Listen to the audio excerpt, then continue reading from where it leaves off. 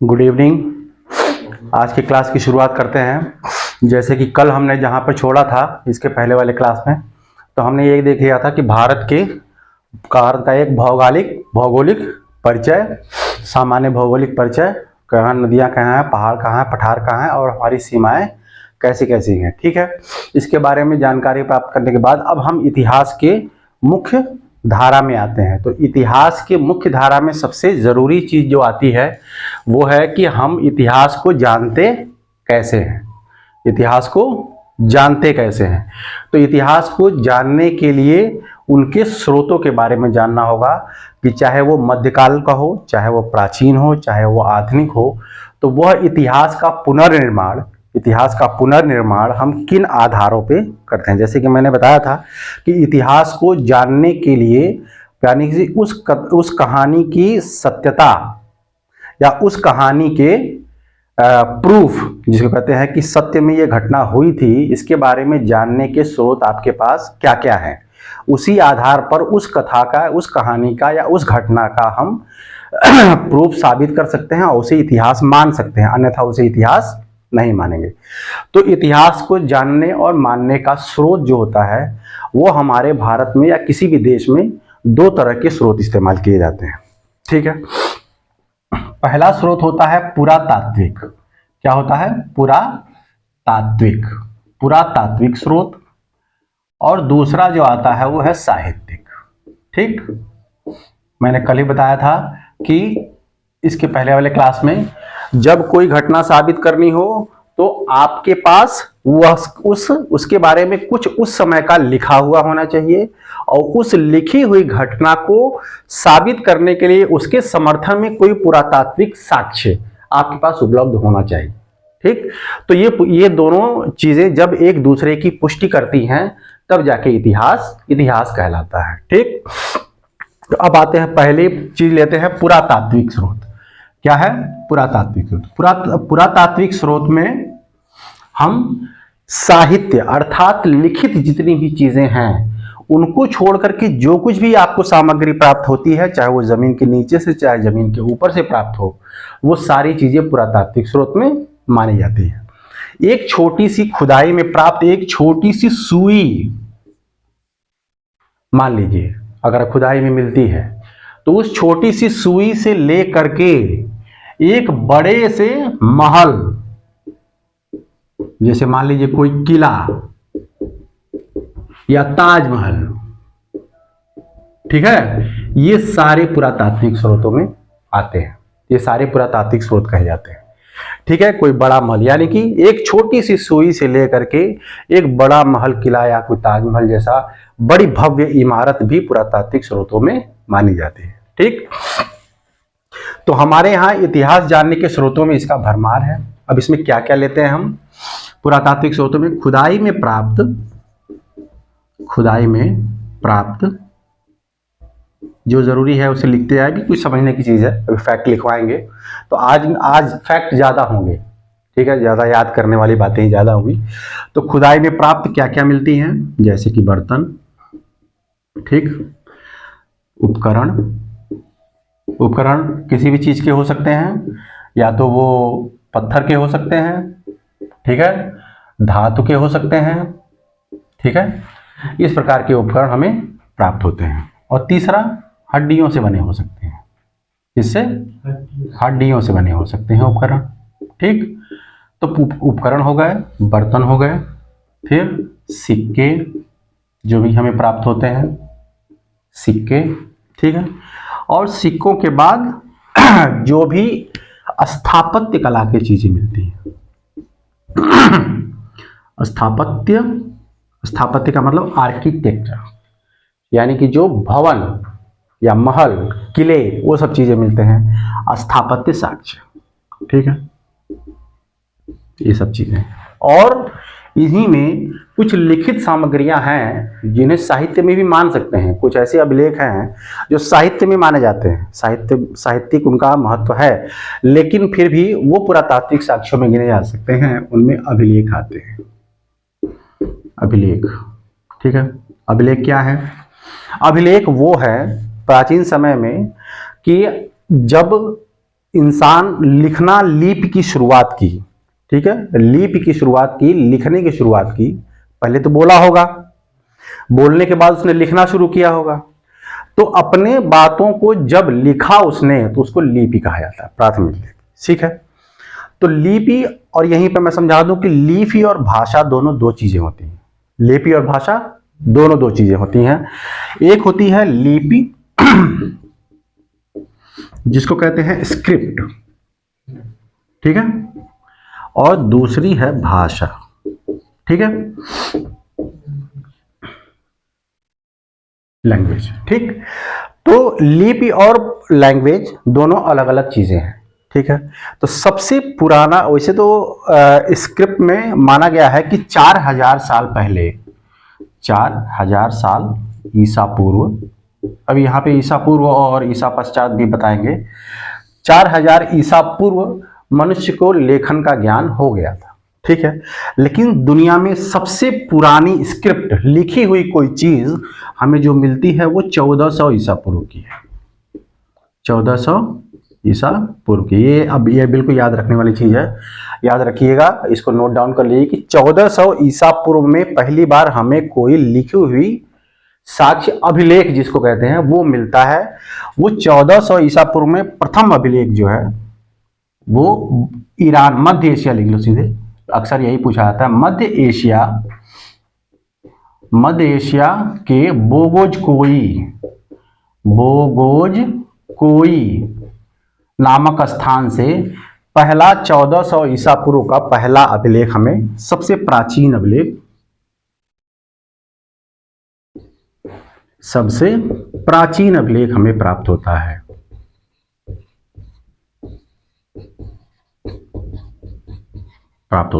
ठीक।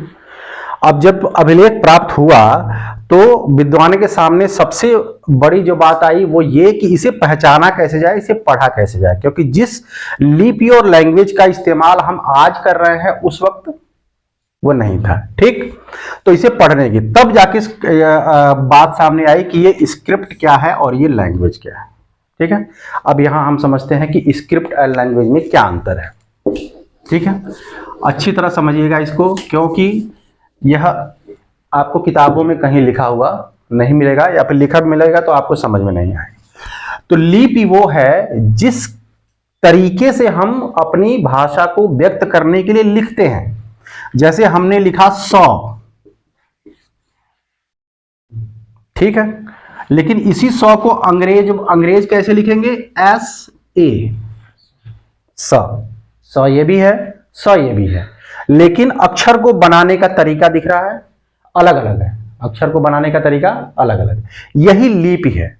यानी उसी शब्द को, उसी अक्षर को, उसी वर्ण को हम किसी और तरीके से लिखते हैं, वो किसी और तरीके से लिखते हैं, तो जो तरीका है लिखने का वही स्क्रिप्ट है, वही लिपि है, ठीक है।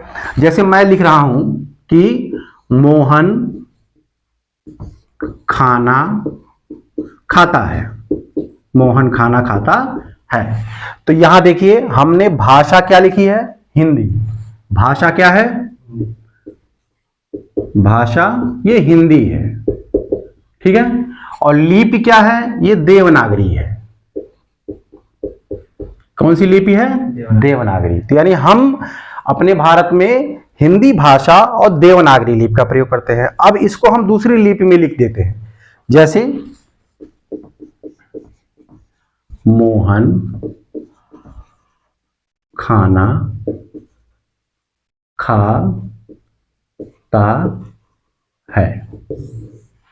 आजकल SMS वगैरह व्हाट्सएप पे ऐसे ही लिखा जाता है। तो मोहन खाना खाता है, तो भाषा कौन सी है, एग्जैक्टली ये हिंदी ही है, भाषा कौन सी है, हिंदी है। लेकिन अब ये लिपि मोहन खाना खाता है, आप इसको भी यही पढ़ेंगे, इसको भी यही पढ़ेंगे, लेकिन इस यहां लिपि अब रोमन हो गई। कौन सी लिपि हो गई, रोमन लिपि हो गई, ठीक है। अंतर समझ में आ गया। भाषा अलग अलग हो सकती है, ठीक, देवनागरी लिपि है, और लिपि भी अलग अलग हो सकती है, लेकिन आप किसी भी लिपि में किसी भी भाषा को लिख सकते हैं, ठीक है। तो अभी हम वर्तमान समय लिपि और भाषा तो समझ में आ गई ना। अब हम बात करते हैं कि हमारे देश में कौन कौन सी लिपियां और कौन कौन से भाषाएं किस किस लिपि में लिखी जाती हैं। तो आप देखिए हमारे यहाँ जो वर्तमान समय में जिस लिपि का प्रयोग करते हैं वो देवनागरी है, देवनागरी लिपि है, ठीक, देवनागरी लिपि है। अब इसमें कितने कौन कौन सी भाषाएं हम लिखते हैं? मराठी, दक्षिण से शुरू करते हैं, मराठी, हिंदी, ठीक है, हरियाणवी, हरियाणवी लिखी नहीं जाती। भाषा वही है जो लिखित और पढ़ित दोनों हो। यदि सिर्फ जो लिखी नहीं जाती वो बोली होती है, डायलेक्ट कहते हैं उसको, ठीक है, वो लैंग्वेज नहीं है। लैंग्वेज वो है जो लिखा भी जाए और पढ़ा भी जाए, ठीक है, यानी बोला भी जाए और लिखा भी जाए। लेकिन जो सिर्फ बोली जाती है वो डायलेक्ट है, यानी कि वो बोली है। जैसे भोजपुरी, हरियाणवी, मैथिली, ये क्या है? ये बोलियां हैं। राजस्थानी बोली है, ठीक है, तो ये बोलियां हैं। तो देवनागरी लिपि में जो हम लिखते हैं वो मराठी है, हिंदी है, एक नेपाली देश में, हम नेपाल में ही बोली जाती है, वो भी देवनागरी लिपि में लिखी जाती है। भाषा नेपाली है लेकिन देवनागरी में लिखी जाती है, ठीक है। बंगाली, ये भाषाएं हैं जो देवनागरी में लिखी जाती है, ठीक। एक है हमारे यहाँ दक्षिण भारत की, उसे कहते हैं द्रविड़ लिपि। क्या कहते हैं? द्रविड़ लिपि। द्रविड़ लिपि में आप मलयालम, तमिल, कन्नड़ और तेलुगु, चार भाषाएं आप द्रविड़ लिपि में पाते हैं, ठीक है। लेकिन ये सारी लिपियां जो हमारे यहां पर, हाँ एक और है, जैसे जो पंजाबी भाषा है, पंजाबी भाषा यह गुरुमुखी लिपि में लिखी जाती है, गुरुमुखी लिपि में लिखी जाती है, ठीक है। तो अब यहां पे मैंने कुछ इंपॉर्टेंट भाषाएं और लिपियां जो हमारे भारत में प्रचलित हैं उसके बारे में आपको बताया। तो ये हो गया भाषाएं, लिपि और भाषा आप समझ गए। लेकिन प्राचीन काल में हमारे यहाँ कौन सी लिपि प्रचलित थी जिसे सबसे पहले हमारे यहाँ लिखा गया? वो चित्रात्मक लिपि थी। क्या थी? चित्रात्मक लिपि। जो पहली बार हमारे यहाँ अभिलेख पाए गए वो चित्रात्मक लिपि का प्रयोग किया गया। कहाँ किया गया? हमें पहली बार ऐसे लिपि का प्रयोग सिंधु घाटी सभ्यता में मिलता है, सिंधु घाटी सभ्यता में मिलता है। इसको अंग्रेजी कहते हैं पिक्टोग्राफिक, पिक्टोग्राफिक स्क्रिप्ट, ठीक है, पिक्टोग्राफिक स्क्रिप्ट कहते हैं। सिंधु घाटी सभ्यता में ये चित्रात्मक लिपि पाई जाती है। इसको हम आज तक पढ़ नहीं पाए, ठीक है। चित्रात्मक लिपि और भी दुनिया में लिखी जाती है, चाइना की, जापान की, ये चित्रात्मक लिपि है। यानी कि उनकी जो लिखाई है वो किसी चित्र से मिलती जुलती है, इसलिए उसे चित्रात्मक कहते हैं, लिपियां हैं। तो हमारी जो सिंधु घाटी की सभ्यता में जो अक्षर प्राप्त किए गए हैं वो जैसे ऐसे चित्र बने हैं, ऐसे ऐसे ऐसे, फिर इसमें ऐसे ऐसे किया गया है, ठीक है। कोई चित्र ऐसा है, उसमें एक मछली का चिन्ह है, ऐसे कोई अक्षर है। तो इस तरह के अक्षर पाए जाते हैं जो चित्र का निर्माण करते हैं, लेकिन इनका अर्थ क्या है उसका हम अध्ययन नहीं कर पाए, ठीक है। तो ये हो गए अभिलेख। अब अभिलेख क्यों लिखे जाते थे? अभिलेख क्यों लिखे जाते थे? तो अभिलेखों के लिखने का सबसे बड़ा कारण था, किसी भी राजा को अगर राज्यादेश जारी करना है, शासनादेश जारी करना है, तो वो जनता के बीच कैसे पहुंचाएगा? सबके घर घर लेटर भेजे, SMS करे, मेल करे, यही। लेकिन उस वक्त ये साधन नहीं मौजूद थे। तो वो भी पढ़े लिखे इतने लोग भी थे भी नहीं जो कि इस सब चीजों को पढ़ सकते, राजादेश के शासनादेश को पढ़ सकते। तो हुआ ये कि राजा क्या करता था, उसको एक बड़े पत्थर पे गुदवा देता था, खुदवा के लिखवा देता था, और लिखवा करके उसे चौराहे पे, मार्केट के बीच बाजार में या रास्ते पर लगवा देता था।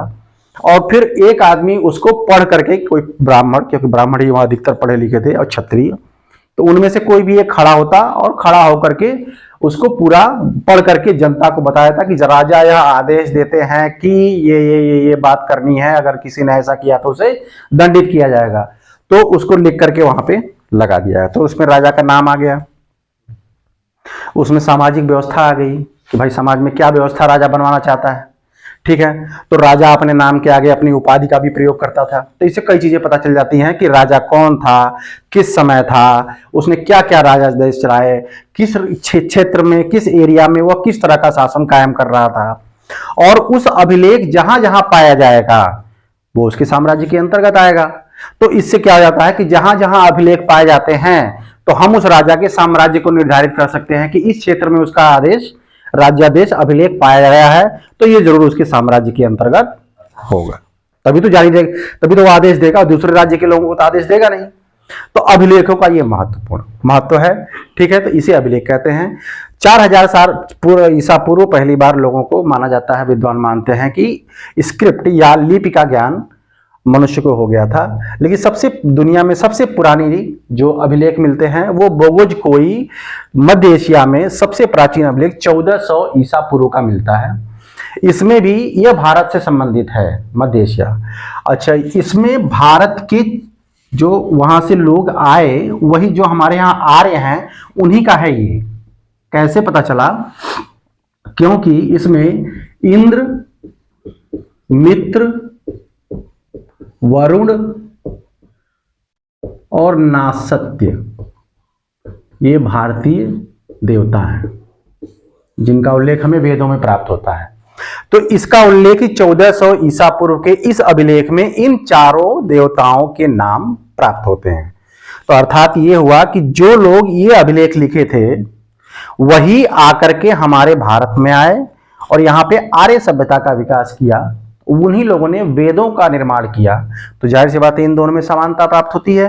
तो इससे यह साबित होता है कि हमारे यहां आर्य मध्य एशिया से आए थे। ठीक है, क्योंकि जो मध्य एशिया में यानी ईरान, तो ईरान या फारस या मध्य एशिया उसी कहते हैं, तो वहां पे उस क्षेत्र में जो लोग निवास करते थे तो उन्होंने वहां पर एक धर्म का प्रचलन किया जो कि जिसे उनका किताब जैन अवस्था है। जैसे हमारे यहाँ वेद हैं, वहां पे जैन अवस्था है, जैन अवस्था। तो जैन अवस्था में जरथुष्ट्र धर्म माना जाता है, तो उनकी किताब का नाम जैन अवस्था है। तो उसमें भी लगभग उन्हीं देवताओं की स्तुति का तरीका, पूजा पाठ का तरीका, अग्नि पूजा, इंद्र का, इस प्रकार के उल्लेख उनके भी मिलते हैं और हमारे में। तो ये साबित होता है कि उस सभ्यता का निर्माता वही थे जो हमारे यहाँ आर्य सभ्यता के निर्माता थे।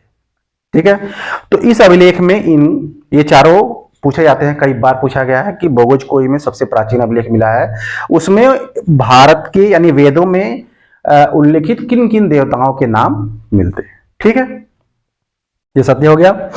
तो इस प्रकार की ये सब चीजें आपको अभिलेख, स्थापत्य कला के बर्तन, उपकरण, ये सारी चीजें जो प्राप्त होती हैं वो पुरातत्व में, खुदाई में प्राप्त है या कहीं भग्नावशेष है। भवन जम खुदाई में अगर उसकी नींव भी मिल गई या उसके नींव में क्या क्या इस्तेमाल किया गया है, भवन किस प्रकार बनाए जाते थे, किन पदार्थों से बनाते थे, कैसे जोड़ते थे उनको, तो ये सब की जानकारी हमें स्थापत्य कला के साक्ष्य से मिलती है। तो इसे पुरातत्व साक्ष्य। ठीक, तो ये खुदाई में पुरातात्विक साक्ष्य हो गए, इसमें सिक्के भी आते हैं। अब आते हैं हम दूसरा साहित्यिक साक्ष्य। ठीक है, साहित्यिक साक्ष्य। साहित्यिक साक्ष्य में दो तरीके के साक्ष्य माने जाते हैं। पहली बात, एक होता है लौकिक और एक होता है अलौकिक। ठीक, लौकिक साहित्य अर्थात जनजीवन सामान्य जो धर्म से संबंधित नहीं है, और अलौकिक साहित्य में धार्मिक साहित्य, धार्मिक। ठीक है, इस पे ज्यादा समय नहीं बर्बाद करेंगे, हम सीधे आ जाएंगे। धार्मिक साहित्य और ये अलौकिक जो धर्म से संबंधित नहीं है वो लौकिक साहित्य कहलाते हैं। और जो धर्म से संबंधित है यानी धार्मिक पुस्तकें, जैसे कि हमारे यहाँ वेद है, पुराण है, बौद्ध ग्रंथ हैं, बौद्ध ग्रंथों में सुत्त पिटक, विनय पिटक, अभिधम्म पिटक, ठीक है, जैनों के जो बौद्ध ग्रंथ हैं जिनको पुव्वा कहा जाता है, पर्व कहा जाता है, तो वो सारे ग्रंथों में जो कुछ भी उस लिखा गया है, उनके सिद्धांत जो वर्णित किए गए हैं, तो उन सिद्धांतों में जो लिखे गए हैं उसमें वहाँ के धार्मिक, सांस्कृतिक और आर्थिक रूप से क्या क्या चलता था, उस समय की परिस्थितियां कैसी थी, इसके बारे में हमें पूरी जानकारी प्राप्त होती है। ठीक है, ये हो गया धार्मिक और लौकिक साहित्य। एक तीसरा साहित्य इसी अलौकिक लौकिक साहित्य के अंतर्गत एक आता है, इसको कहते हैं फॉरेन अकाउंट्स। फॉरेन अकाउंट्स के कहेंगे विदेशी विवरण। कौन? विदेशी विवरण। विदेशी विवरण में जो समय समय पे यात्री हमारे यहाँ आए भारत में, तो यहाँ पे जब वो घूमे, यहाँ के भौगोलिक संरचना, यहाँ के समाज की स्थिति, यहाँ की आर्थिक स्थिति, यहाँ के राजाओं की स्थिति, तो उनके बारे में जो उन्होंने वर्णन किया, वो किताब उन देशों में जाकर के उन्होंने अपना यात्रा वृत्तांत लिखा, तो वो उसका भी हम मिलान करते हैं अपने देश से कि जब वो यात्री हमारे भारत में आया था और जो हमारे यहाँ साहित्य में वर्णित राजा है, तो उस राजा से उस चीज़ों से मेल खाता है, तो उससे क्या होता है कि तिथि निर्धारण में आसानी होती है। जैसे कि फेनसांग, ठीक है, जैसे कि मैगस्थनीज का नाम सुने होंगे, मौर्य काल में आया था फेनसांग, ठीक है, फेनसांग, ऐसे बहुत से यात्री आए। फिर है इत्सिंग, ठीक। तो इस तरह के जो यात्री हमारे यहाँ आए, चाहे वो राजदूत के रूप में आए, चाहे वो यात्री के रूप में आए, अधिकतर तो धर्म से संबंधित लोग आते थे, क्योंकि भारत तीन धर्मों का उद्भव केंद्र है।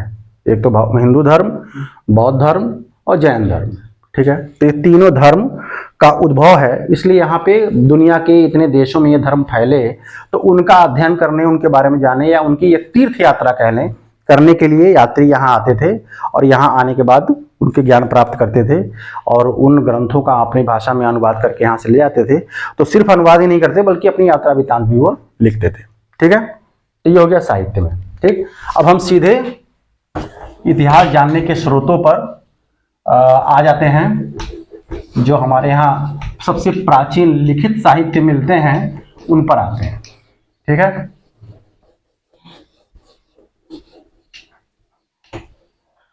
आइए लिखित साहित्य में फटाफट शुरू करते हैं, समय ज्यादा नहीं लेते हैं, ठीक है। तो पहला जो हमारे यहाँ लिखित, हमारे यहाँ क्या पूरी दुनिया में सबसे सर्वाधिक पहली बार लिखित जो ग्रंथ है वो है वेद, और उसमें है कौन कौन से वेद हैं? 4 वेद हैं। ऋग्वेद, ठीक, फिर सामवेद, फिर यजुर्वेद, फिर अथर्ववेद।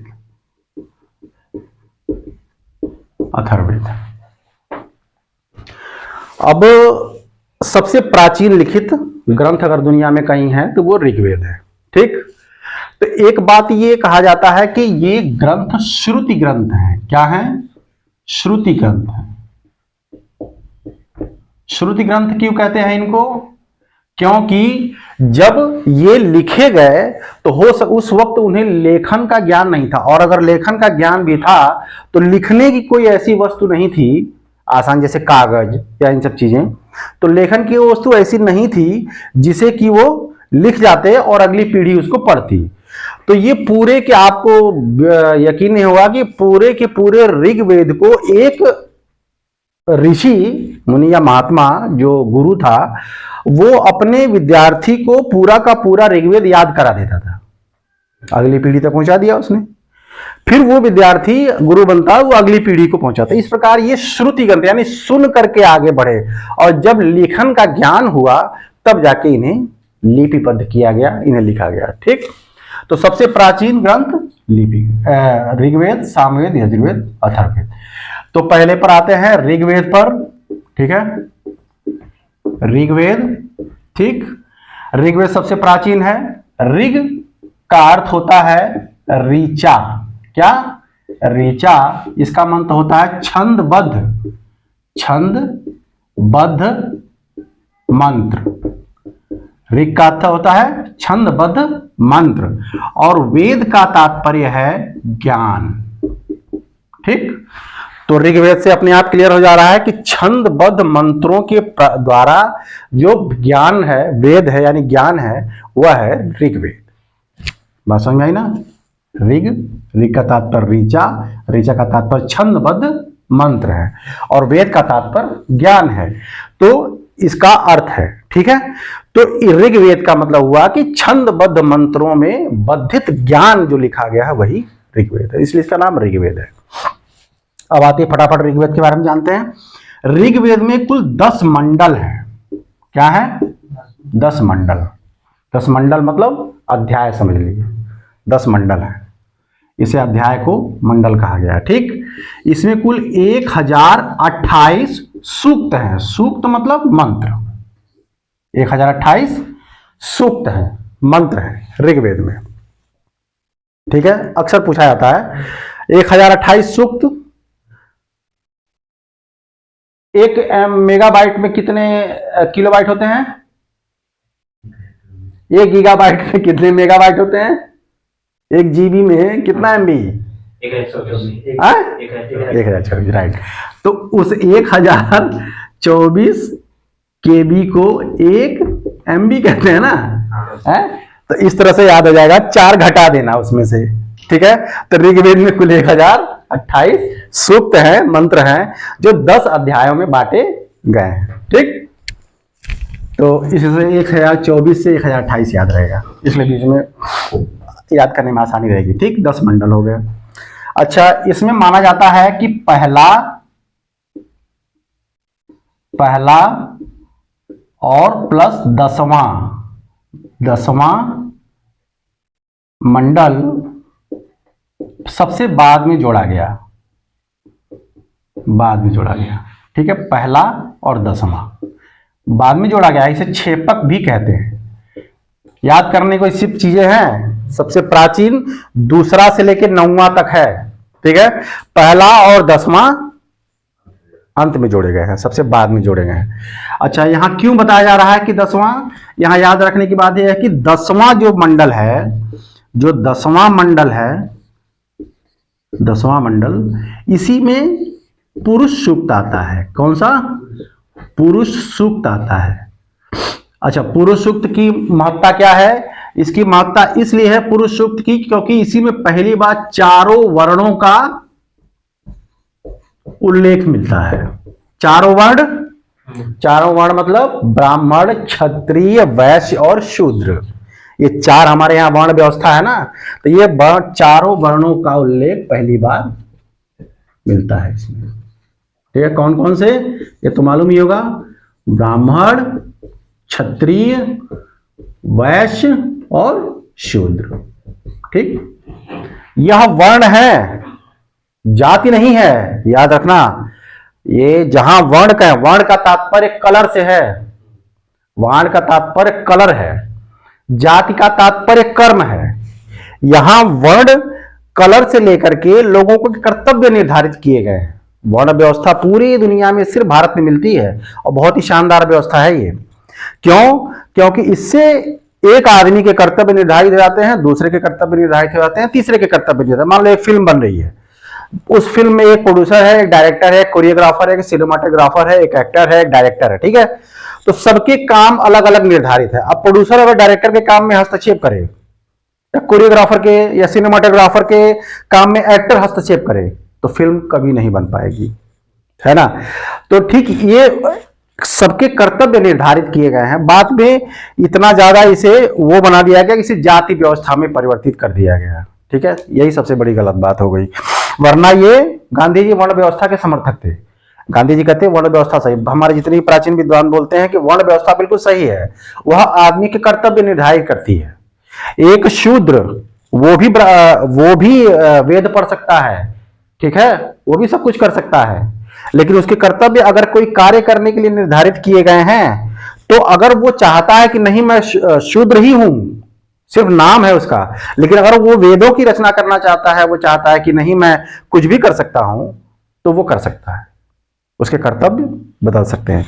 तो ये बाध्यकारी नहीं है, बल्कि ये वर्णों का एक कर्तव्य विभाजन है, जिसे बाद में जाकर के जो सूत्र साहित्य और जो स्मृतिकार थे, उन्होंने स्मृतिकारों ने इसे जाति व्यवस्था में परिवर्तित कर दिया। ठीक, तो आप ये समझ गए कि पहली बात हमने ये देख लिया कि ऋग्वेद में इतने सूक्त हैं। ठीक, आपसे बहुत ज्यादा नहीं घुसाएंगे, क्योंकि इसके तरफ बहुत ज्यादा डिटेल में जाने से कोई जरूरत नहीं है। सामान्य अध्ययन में इतना ही पूछा जाता है जितना पूछा जा रहा है। ठीक, तो सबसे प्राचीन हो गया। हाँ, कभी कभी ये पूछ लिया जा रहा है कि पूछा जाता है कि इसका रचना काल क्या है। तो आप ऋग्वेद का जो रचना काल है वो 1500 ईसा पूर्व से 1000 ईसा पूर्व तक का इसका रचना काल माना जाता है। 500 साल का। ठीक है, तो ऋग्वेद का रचना काल 1500 से 1000 ईसा पूर्व, जाहिर सी बात है इसमें 1400 ईसा पूर्व का समय भी आ रहा है, आया ना, 1500 1400 ईसा पूर्व। तो और वो बोगज कोई अभिलेख जो कि मध्य एशिया में मिला है, वो भी 1400 ईसा पूर्व, यानी कि ऋग्वेदी आर्यों के समकालीन है, समकालीन है। तो इसलिए साबित होता है कि वहां के लोग और यहाँ के लोग एक ही प्रजाति से संबंधित थे। ठीक है, मध्य एशिया से आए थे। तो ये हो गया इसका रचना काल। ऋग्वेद के बारे में इतना समझ गए। ऋग्वेद की कुछ शाखाएं हैं, जैसे शाकल, वस्कल, ये कुछ शाखाएं हैं उसकी। इसके बारे में जानना उतना जरूरी है। केवल शाकल शाखा आज भी जिंदा है, आज भी जीवित शाखा है इसकी। ठीक है, जीवित शाखा, यहां जीवित शाखा का तात्पर्य ये है स्कूल, शैली, स्कूल, शैली। तो वो जीवित शाखा जो है शाकल आज तक इसकी जानते हैं। अच्छा, ऋग्वेद के बारे में एक जो महत्वपूर्ण है कि इसमें सारी की सारी मंत्र देवताओं की स्तुति के हैं, मंत्र देवताओं के स्तुति के हैं। स्तुति मतलब उनको प्रसन्न करने के लिए मंत्र दिए गए हैं। उसमें सबसे प्रमुख देवता कौन है? इंद्र। कौन है? इंद्र। तो ये समझ लो कि ऋग्वेद के सबसे प्रमुख देवता इंद्र है। कौन है? इंद्र है। ऋग्वेद के प्रमुख देवता इंद्र हैं। जैसे जैसे बढ़ता जाएगा देवताओं का क्रम बदलता जाएगा। इंद्र है, और इन मंत्रों को जो उच्चारण करता था ऋषि, वो होता होता था। कौन होता था? होता। उसका नाम था होता या होत्री। लिखते जाइएगा, बहुत इंपॉर्टेंट है ये कि होता या होत्री, होता या होत्री, जो ऋग्वेद की ऋचाओं को यज्ञ के समय उच्चारण करता था या जो स्तुति करता था जनता के पक्ष में ईश्वर का या इंद्र का, वो होता कहलाता था या होत्री कहलाता था। ठीक, ऋग्वेद का काल निर्धारक 1500 से 1000। ठीक है, इतना क्लियर हो गया। अब आ जाते हैं हम फटाक से यजुर्वेद पर। किस पे जाते हैं? यजुर्वेद, सामवेद पर, सॉरी। दूसरा है सामवेद। सामवेद, हमसे बड़ा जल्दी जल्दी हो ही नहीं पाता। हम एक जब व्याख्या करने लगते हैं तो हम उसकी बहुत गहराई में चले जाते हैं, तो समय बीत जाता। तो सामवेद, सामवेद का साम का मतलब होता है गान। साम का क्या मतलब होता है? गान, यानी गीत, यानी कि स्वर। तो ये कह सकते हैं कि दुनिया में संगीत का सबसे प्राचीन ग्रंथ, छंदबद्ध संरचना, लयबद्ध संरचना, लयबद्ध संरचना यही है सामवेद। यानी ये संगीत का मातृग्रंथ है। ठीक है, इसी संगीत का उद्भव माना जाता है सामवेद से। ठीक है, वैसे सामवेद में अधिकतर मंत्र ऋग्वेद से लिए गए हैं, है ना, लेकिन इसमें कुछ और भी मंत्र जोड़े गए हैं, लेकिन वो सारे लयबद्ध तरीके से हैं। तो ऐसा लगता है कि जैसे वो गाए जाते हैं। ठीक है, गाय कैसे पता चलता है कि अंतिम वर्ड, अंतिम शब्द जो होता है वो दूसरे वाले लाइन के अंतिम शब्द से राइम करता है। ठीक है, तो इससे पता चलता है कि ये एक संगीतबद्ध रचना है। सामवेद का जो गान करने वाला जो ऋषि है, इसका गान करने वाला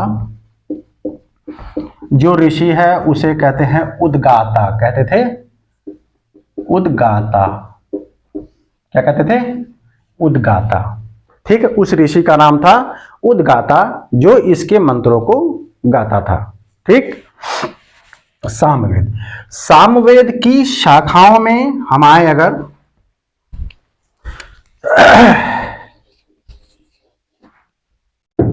इसमें काठक, कपिष्ठल,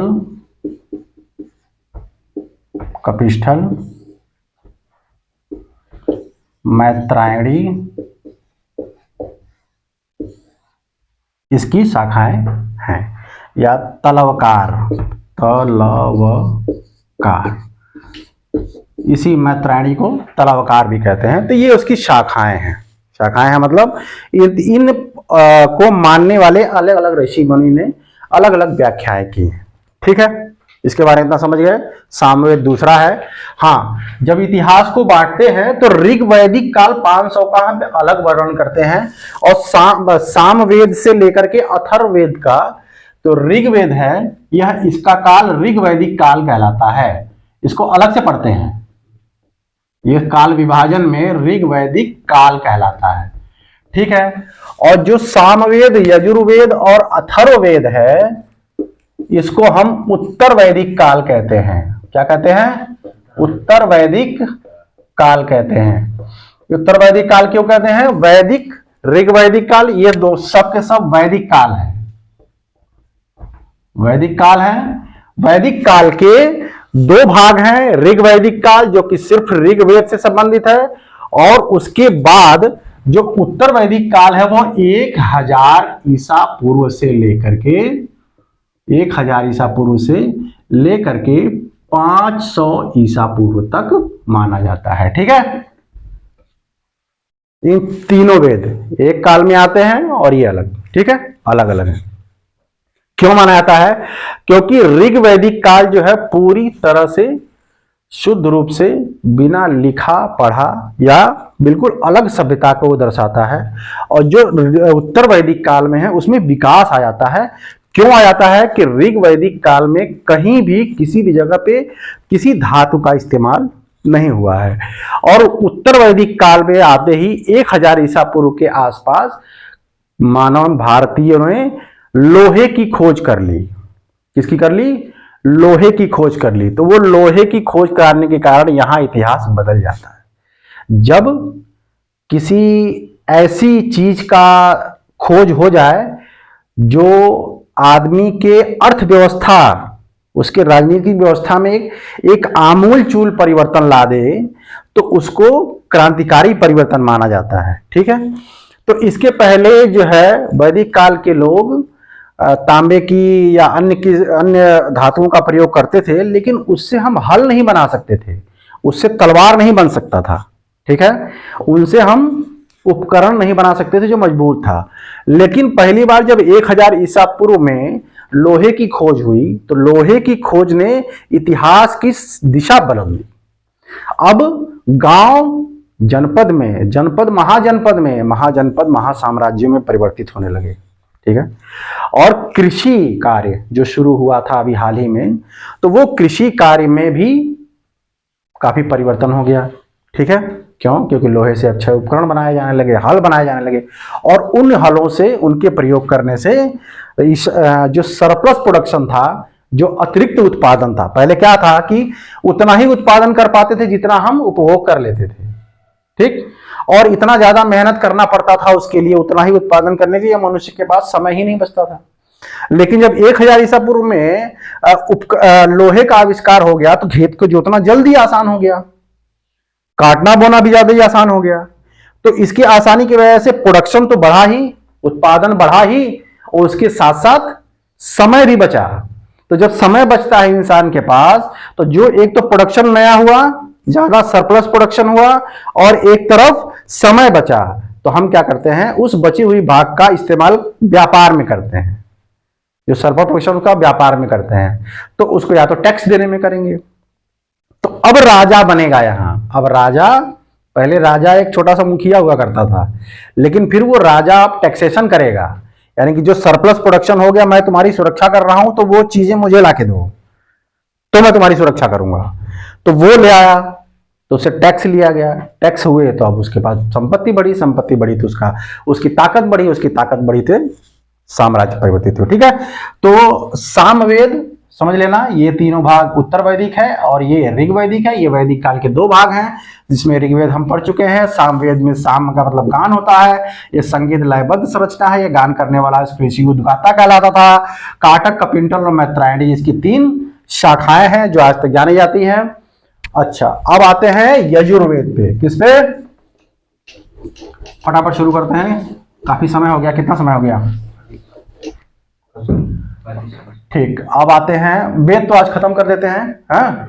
और तीसरा है यजुर्वेद। ठीक, यजुर्वेद, यजुर्वेद जो है ये गद्य और पद्य दोनों में लिखे गए हैं, गद्य प्लस पद्य, यानी कि ये अभी आप ऊपर देख रहे थे इसे पद्य है, ये गद्य और पद्य। ये अक्सर पूछता है कि कौन सा ऐसा, ये बहुत महत्वपूर्ण प्रश्न है कि कौन सा ऐसा वेद है जो गद्य और पद्य दोनों में लिखा गया है। तो यजुर्वेद ऐसा है जो गद्य और पद्य दोनों में लिखा गया है। इसके 2 भाग हैं, शुक्ल यजुर्वेद, शुक्ल यजुर्वेद प्लस दूसरा भाग है कृष्ण यजुर्वेद, कृष्ण यजुर्वेद। ठीक, शुक्ल यजुर्वेद और कृष्ण यजुर्वेद। और जो इसके मंत्रों को गाता था उसको कहते थे अध्वर्यु। क्या कहते थे?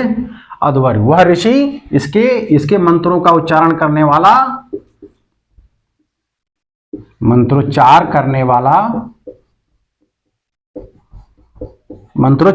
वाला जो ऋषि था वो कहलाता था क्या? अध्वर्यु। बोलो इसको, अध्वर्यु। अध्वर्यु, क्योंकि अध्वर्यु याद करना, ये तीनों मैंने बताया, पहला होता, दूसरा सामवेद का उद्गाता, तीसरे यजुर्वेद का अध्वर्यु। ठीक है, इसकी 2 शाखाएं हैं, शुक्ल यजुर्वेद और कृष्ण यजुर्वेद। ठीक, अच्छा क्या है, इन वेदों के वेदांग हैं, फिर अरण्यक हैं, ब्राह्मण हैं, तो इसलिए नहीं बता रहा हूं बीच में, उसको अलग से बताएंगे क्योंकि इस वीडियो में वो नहीं आ पाएगा। ठीक है, तो शुक्ल यजुर्वेद, कृष्ण यजुर्वेद, और इसके जो शाखाएं हैं कृष्ण यजुर्वेद और शुक्ल यजुर्वेद है। ठीक है, और भी इसके ब्राह्मण ग्रंथ हैं और भी चीजें हैं, वो हम अगले वीडियो में बताएंगे। तो यजुर्वेद के बारे में इतना याद रखिए। ठीक है, ये ऋग्वैदिक काल का, उत्तर वैदिक काल का है। और चौथा जो आता है वो अथर्ववेद है। अथर्ववेद, अथर्ववेद भी यह सबसे अंतिम है और सबसे छोटा वेद है, सबसे छोटा वेद। ठीक है, छोटा वेद और सबसे अंत में लिखा गया है। और इसमें आपको आर्य प्लस अनार्य, अनार्य मतलब ये पूरी तरह से आर्यों का है, वह जाति जो बाहर से मध्य एशिया से आई, तो उन्होंने सबसे पहले किन किन क्षेत्रों पे वो किया, उनके बारे में वर्णन यहाँ है, वो सिर्फ आर्यों के विषय में है। लेकिन अथर्ववेद, अब यहाँ पे जो मूल निवासी थे उन आर्यों और अनार्यों दोनों की प्रथाओं का मेल आ जाता है। इनके भी देवताओं, जो अनार्यों के देवता थे उनका भी उल्लेख है, उसमें भी है। तो इसमें जो है विवाह, ठीक है, इसी में अथर्ववेद में ही पहली बार जादू टोना, इलाज, जादू टोना, कर्मकांड, इन सब चीजों के बारे में इसमें वर्णित किया गया है। ठीक है, तो बताया जाता है कि यह प्रश्न पूछता है कि सबसे अंतिम ग्रंथ अथर्ववेद, और इस सबसे ज्यादा इसमें आर्य और अनार्य दोनों की ही मिक्सचर पाए जाते हैं। विवाह, इलाज, जादू टोना और अन्य हिंसन जितनी भी अन्य चीजें हैं वो सब अथर्ववेद में पाई जाती है। अथर्ववेद अंतिम वेद है और इसको गाने वाला क्या कहलाता था? ऋषि। सॉरी, इसको गाने वाला क्या कहलाता? ऋषि। ठीक है, तो ये हो गया आपका वेदों के विषय में, लेकिन काफी चीजें अभी इसमें बची रह गई हैं। हम बात करेंगे अगले वीडियो में कि ऋग्वेद को लिखे जाने वाले भौगोलिक क्षेत्रफल कहाँ है। जब आप पहली बार वहां से आए तो ऋग्वेद के क्षेत्र क्या निर्धारित थे, फिर ऋग्वेद में उसके कौन कौन से ब्राह्मण ग्रंथ हैं, कौन कौन से अरण्य ग्रंथ हैं, कौन कौन से उपनिषद हैं। ठीक है, तो वैदिक साहित्य के विषय में एक सामान्य बता दें कि वैदिक साहित्य में क्या क्या आएगा। ध्यान से देखो, वैदिक साहित्य में क्या क्या हम शामिल करेंगे। वैदिक साहित्य में क्या क्या शामिल होंगे। पहले तो वेद हो गए, चारों वेद हो गए। ठीक है, चारों वेद हो गए, और उसके बाद आता है वेदों का अंतिम भाग कहलाता है, उसके बाद वाला भाग ब्राह्मण ग्रंथ कहलाता है। ठीक है, ब्राह्मण कहलाता है। उसके बाद अरण्यक आते हैं, और उसके बाद उपनिषद आते हैं। ठीक, उपनिषद आए, इनको वेदांत कहा जाता है। क्या कहते हैं?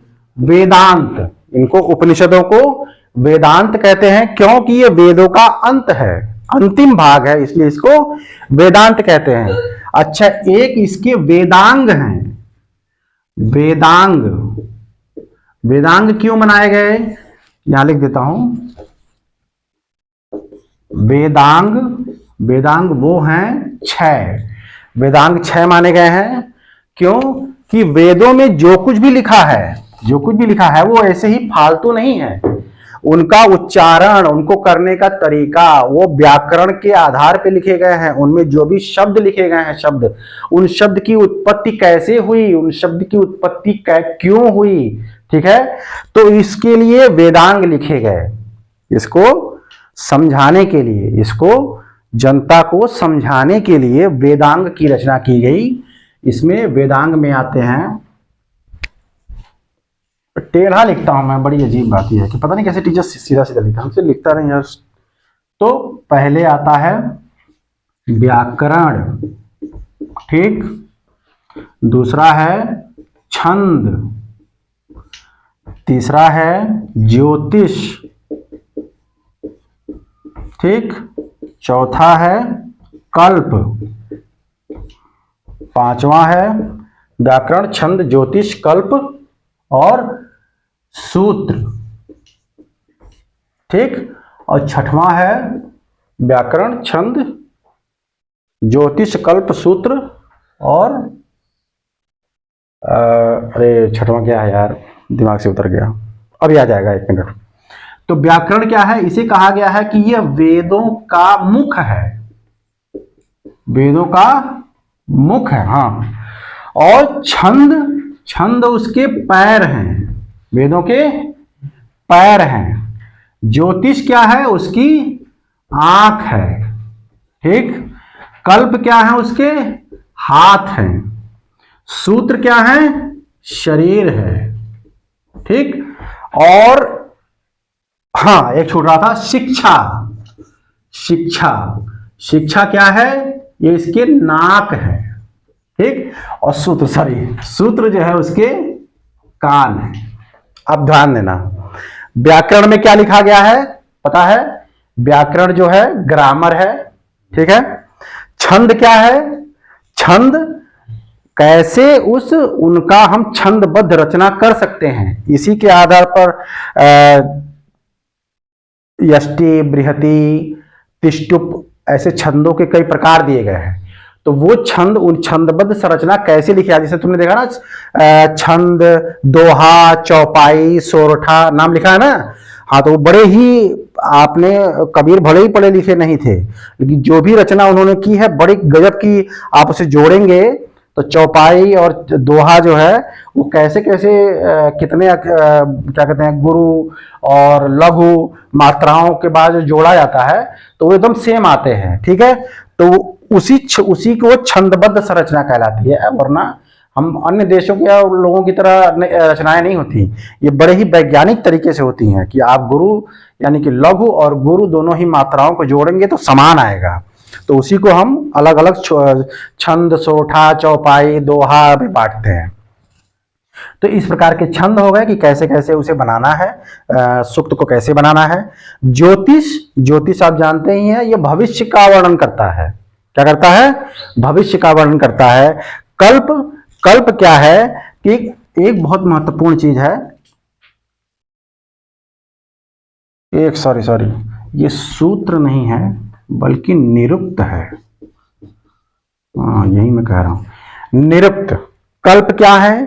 कल्प है हाथ, यानी कि जो कर्म कांड करने हैं वो क्या क्या करने हैं। ठीक है, सॉरी यहां पे गड़बड़ हो गया था। ठीक, तो कल्प का तात्पर्य है कि कर्म कांड के विधि विधान, नियम। ठीक है, इन्हीं कल्प से ही बाद में जाकर के सूत्र साहित्य और स्मृति साहित्य का निर्माण होता है, कल्प से। निरुक्त, निरुक्त कान है। निरुक्त का तात्पर्य होता है कि जो शब्द उसमें लिखे गए हैं, जो हम तुम आज ये शब्द इस्तेमाल कर रहे हैं, ये शब्द की उत्पत्ति कैसे हुई और क्यों हुई। कहा गया है कि शब्द ही ब्रह्म है, इसी में कहा गया है, निरुक्त में कहा गया है शब्द ही ब्रह्म है, अर्थात शब्द का प्रभाव एक व्यक्ति से दूसरे व्यक्ति पर बिल्कुल वैसा ही होता है जैसे ईश्वर के आशीर्वाद का होता है। जिस प्रकार ईश्वर आशीर्वाद दे तो वैसे ही उस शब्द का प्रभाव होता है। तो कई बार आजकल यूरोप में कई वैज्ञानिकों ने यह सिद्ध भी किया है कि ऋग्वेद में और जो मंत्रों की रचना की गई है, उन मंत्रों का उच्चारण बिल्कुल अगर इसी विधि विधान से किया जाए जैसे कि इसमें लिखा गया है, तो उसका बड़ा ही अजब जोरदार असर होता है। ठीक है, आपको कहते हैं ना कि वो मंत्र सिद्ध है, अर्थात उसका प्रभाव होता है। ठीक, और शिक्षा क्या है? शिक्षा का एक भाषा विज्ञान है। ये क्या है? भाषा विज्ञान है।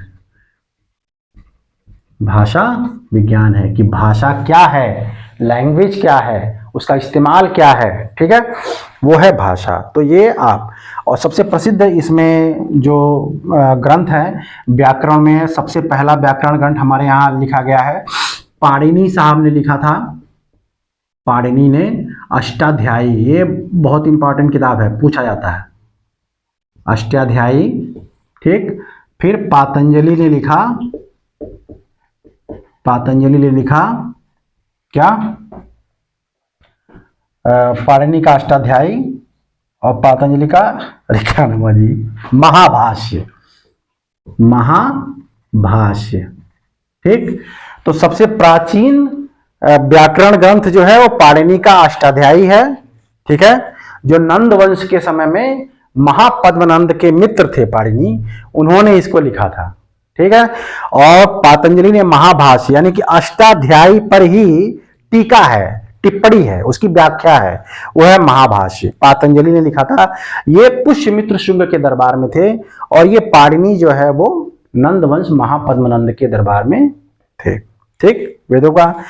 और जो निरुक्त है, यास्क ने लिखा है, यास्क ने निरुक्त लिखा है, यास्क। ठीक है, ये 5वीं शताब्दी में लिखी, 5वीं शताब्दी ईसा पूर्व, 5वीं शताब्दी ईसा पूर्व। समझ में आ रहा है कि नहीं? ठीक, हम फिर से एक बार रिवीजन कर देते हैं फटाफट। पहले रिवीजन क्या कर देते हैं? इतिहास जानने के स्रोत, पुरातात्विक स्रोत और साहित्यिक स्रोत। पुरातात्विक स्रोतों में हमने देखा कि सुई से लेकर के महल राज तक जितनी भी चीजें हैं, उसमें तस्वीरें भी आ सकती हैं, चित्रकला भी आ सकती है, सिक्के पे बना हुआ चित्र भी आ सकता है, और उसमें जो कुछ भी चीजें हमें मिली हैं वो सारे के सारे पुरातात्विक स्रोत में आते हैं। और साहित्य में लौकिक साहित्य और अलौकिक साहित्य हैं। लौकिक साहित्य में कि देश दुनिया के बारे में लिखा गया है।